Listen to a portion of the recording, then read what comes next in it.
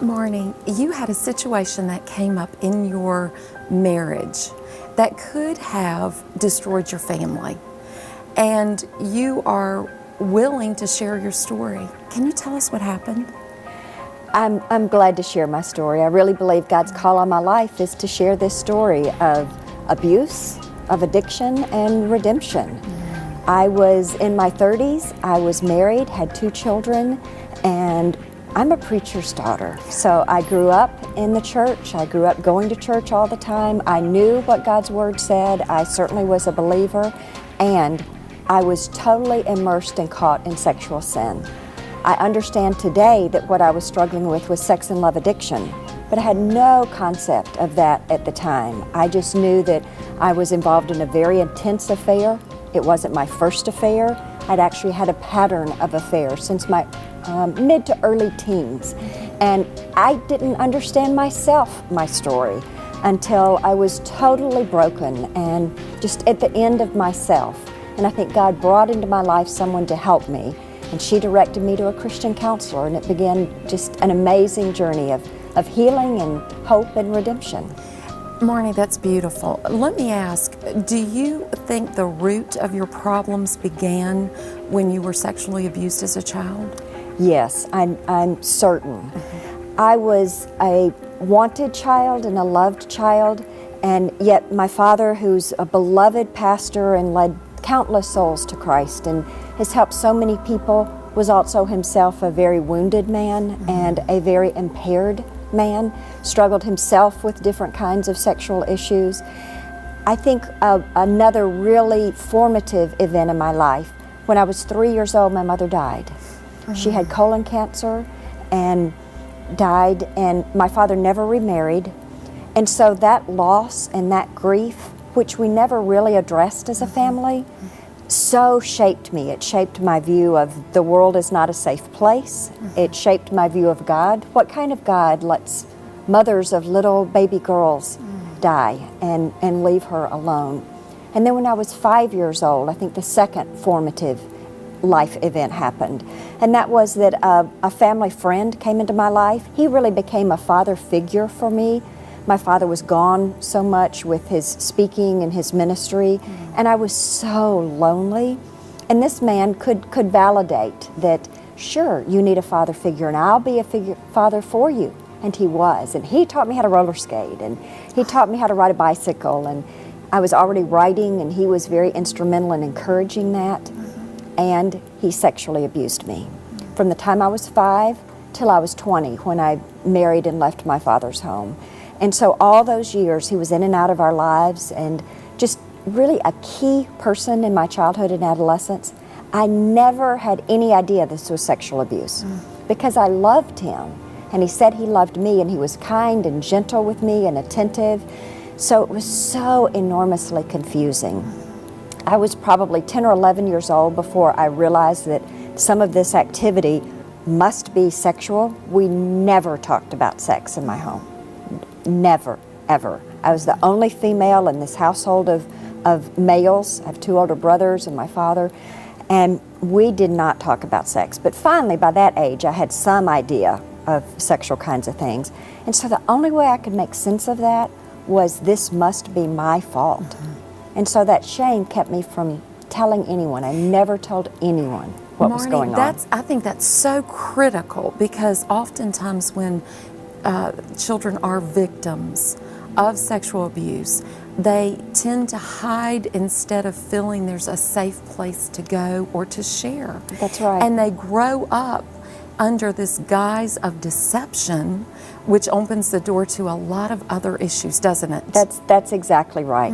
And sadly, my home wasn't a safe place to talk about what was going on for a whole variety of reasons. And I'm afraid that so many homes today, even within the church, it's not a safe place to talk. So I carried that all by myself, particularly as I was about 14 when we were fully sexual. And again, I'm a preacher's daughter. I knew that was wrong. And I thought that I was choosing to be sexual with this adult man who had groomed me since I was 5 years old. I just had no understanding of my own story, and was so set up ultimately for promiscuity. I was very promiscuous as a teen. I wanted to replicate what it felt like being with this man, and that wasn't about sex. That was about affirmation and attention and affection and approval. And I learned at his hands that sex equals love, and that if I wanted someone to pay attention to me, that sex was the price that I would pay. And I found that there were plenty of young men, including Christian men and older guys, who would say, "Oh, Marnie, you're awesome and you're wonderful and I just think you're fabulous," if I would just be sexual with them. And I was very willing to be sexual with them if they would just tell me that I was okay.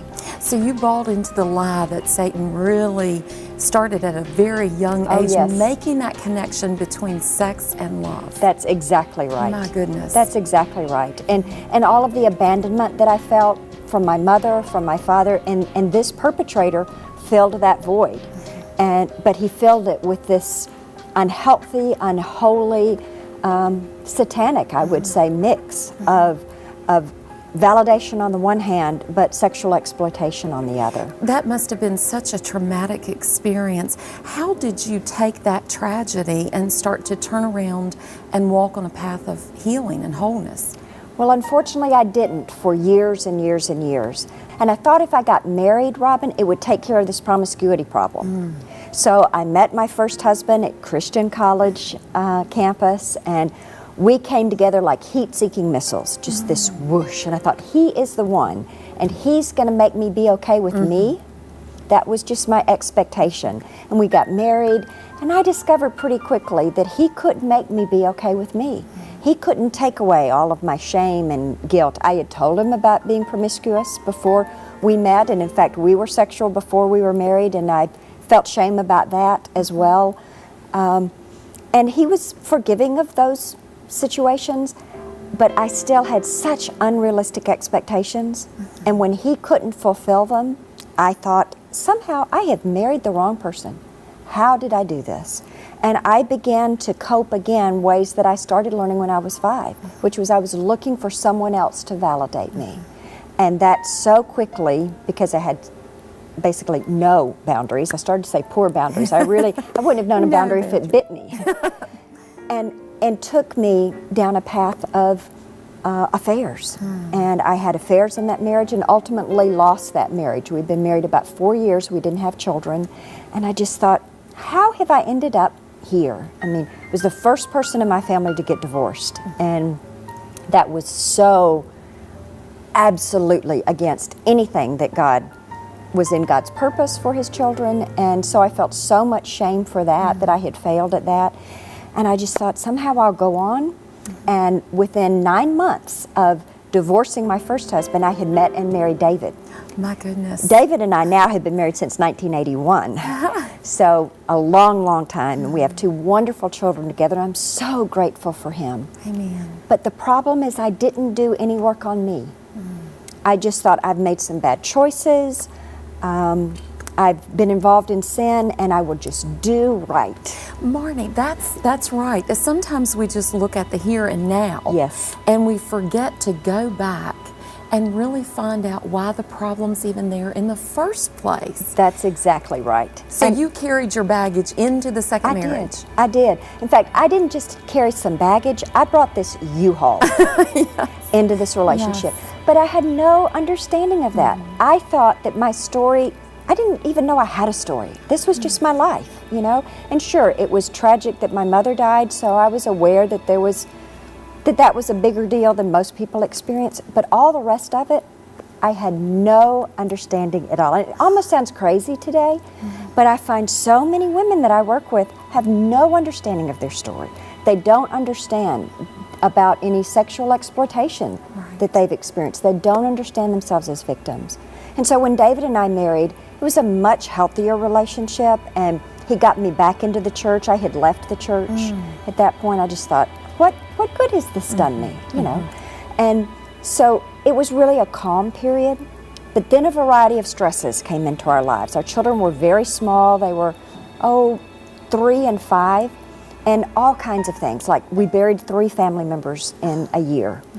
We made a decision for us to move from Florida, where we were living, back to Nashville, where we had both grown up, We had aging parents. His father was diagnosed with a terminal illness. So he left his big deal job in corporate America, and we moved back across the country, and he bought a small little business, and we cut our income by 2/3. My goodness. So just all kinds of stresses.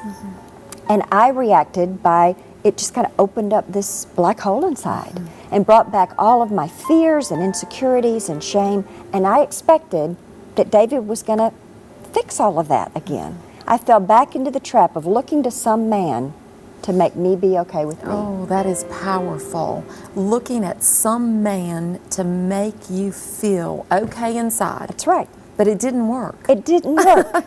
And I understand today that wasn't David's job. It is no human being's job to make an individual okay with who she is. That's God's job and her work with God. But again, I'd grown up within church, but I didn't understand that. It's making that connection between God and your personal life. How does this word affect my life? Right. And you were about to find out, weren't you? I was. Unfortunately, when so much stress happened, I was just wanting David to fix it, and he couldn't. And I, again, attached myself to other men, nice men I went to church with, or men that were in our circle somehow, and had an affair. And I thought, oh my goodness, I'm doing this again. I promised God I would never do this. And again, I didn't understand anything about myself and how just set up I was for coping in sexual and relationship ways. And within just a few years, I was so overwhelmed and involved in this sinful behavior and affairs I could not stop. Until I think that God got my attention. I'm not saying God caused this. It was clearly the consequence of my own sin, and yet God so used it. There came a day I was diagnosed with cervical cancer. Oh my. Caused by HPV, by human papillomavirus. And in the early 1990s, no one got that connection between HPV and cervical cancer, but obviously my physician did. I had 3 major surgeries in a year for that condition, and my body was healing, but it felt like nothing could heal my soul. I was so racked with shame. That is a real wake-up call. It was so a wake-up call. I had to confess to my husband, this is what I'm doing. He had suspected for a long time, and of course I had lied about that. And as we began to walk a journey, finally one day I was suicidal. I could not imagine any other way to get out of this situation. And I cried out to God, and I think that God enabled me to do something I had never done before. We didn't do it in my family. I didn't hear about doing this in church, but God helped me pick up the phone, and I called a dear friend and I asked for help. Oh, wow. And I poured out to her this story of just, I'm involved in this affair, and it's not the first affair. There have been many affairs, and that's really why I lost my first marriage. And now the cervical cancer, let me tell you why. My goodness. And I just kind of vomited out all of this in 5 minutes on the phone. And I'm not real sure exactly what I expected, but I think I expected she was going to tell me this is so wrong and you just stop. And instead, she just said, Marnie, I am so sorry. That's it. Just, I am so sorry. No judgment. No judgment. Just mercy. She said, hold on, promise me you won't hurt yourself. I'm coming. I will get you help. And she did. And she came and sat with me in my kitchen floor that day. And she heard my story. And she started helping me understand there is a story here and that it was not my fault. And she said, I'm working with a Christian counselor and I think she could help you. And within a week, I had gone to see this marvelous Christian, very wise woman who was one of the first people and certainly one of the first Christians in the country in the early 1990s who understood about sexual addiction. Yes, and Marnie, one of the things that you said is so powerful because it started, your process started when you were willing to confess what had happened. That's right. I think that is tremendous. That really does start our healing process. It does. And that was a decision you made. It was a decision, and yet I think God had brought into my life this safe woman who had told me some of her own struggles. And so I think confession breeds confession. And when we create an environment of safety And I think something in my spirit must have known that she would extend to me grace. Yes. And that gave me the courage to tell the truth. You know, grace motivates the way judgment and shame and condemnation never can. Yes. That's why it's so powerful. Yes. Beautiful. And grace changes behavior. Yes, it does. You know, it's not cheap grace. It's not saying, okay, you can just keep on doing whatever you're doing. You can keep on in these affairs. No, it doesn't work like that. But when I encountered a God who loved me in the absolute middle of my worst sin, and he just said, I'm sorry. And I want to help you, and I can lead you out of this. And provided the resources to do that. And in my case, and I think in the case of almost all sexual trauma survivors and sex addicts, we need help. We need clinical kind of help. Absolutely. Counseling and help. But God also provided a safe church who could love me and hear my story, and different friends along the way. And just an amazing, amazing path of healing and redemption. And now, Marnie, your husband, he stayed in there with you, didn't he? He did. That's a good story, too. It is. It is. Because what a precious person that was willing to stand by you through this healing process. That's right. And how did that all come about? I mean, he had to extend grace and mercy, too. He did. He absolutely did. And I'm so grateful for that. He also, though, had to take his own journey of healing. Yes. Because we were two very wounded people, and we came together kind of like heat-seeking missiles in our woundedness. And I believe that God was in that. Yes. You know, and God used that. And yet, David had to take his own journey. That's one of the things that we don't understand as much in the church. When one person is struggling with an addiction, the person who's in that relationship, especially a marriage relationship, has some of their own issues that they need to address. And so David today would say that he had to learn how to really stand up and be present in the relationship. Yes. He had so kind of backed away and withdrawn emotionally.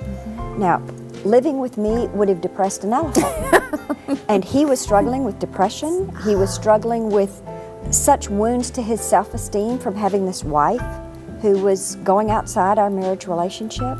And Marnie, this was while you were in the church. Yes. Active in the church. I was active in the church. I was leading this double life. I was in the church, I was singing in the choir, I was writing, I was teaching, and yet I was acting out. And that's so hard for people to understand. How can you say you love God on the one hand and be engaging in this undeniably sinful behavior on the other? And that's just so hard to explain. It's both are true. Yes. Both are true. Yes, and the misconception is only good people that live clean lives go to church. Right. But we're wounded. We are wounded The church people. is a group of wounded people that need healing, That's right. need grace, need mercy. That's right. And the church is good. It's a safe place. It is a safe place. At least God definitely intended for it to be a safe place. Yes. Where the wounded could gather. Absolutely. And receive God's grace. I mean, I just think about, look at the men that the Lord selected to be His inner circle. These are wounded, sinful, pretty messed up, outcast kind of men. These aren't folks with divinity degrees who look all spiffy, you know. That's right. And I think that's the model that the Lord wants to have for His church. Absolutely. So, you know, sometimes people will shy away from coming into the church. That's right. But we do find grace and healing in the Yes. church. And it's very important to come in and feel that when we come. Feel the love of Christ that does change lives. That's right. The woman that helped you was a Christian. Oh, yes. She was part of the body of Christ. That's right. And she acted as Christ would. That's exactly Without right. judgment, without condemnation. And through that love, you saw the light. That's exactly right. That's exactly right. And what I want to offer today is to be a part of Christ's healing, a part of His hands and feet and tenderness to others, especially to women who are struggling with sex and love addiction. Yes. Women who don't understand their stories any more than I understood mine. Right. Their husbands who are hurting, to help them in their marriages, to help men as well who are struggling with sex and love addiction. And so along the journey, I found that God has redeemed my pain. Yes. That I've been brought into a place after healing in my own life of going back to school and getting a master's in counseling and licensure and things, to be able to work clinically within a Christian setting for others who are struggling with sex and love addiction. So, Marnie, tell me now about the ministry that God has given you. And it's absolutely a God-ordained ministry, I know.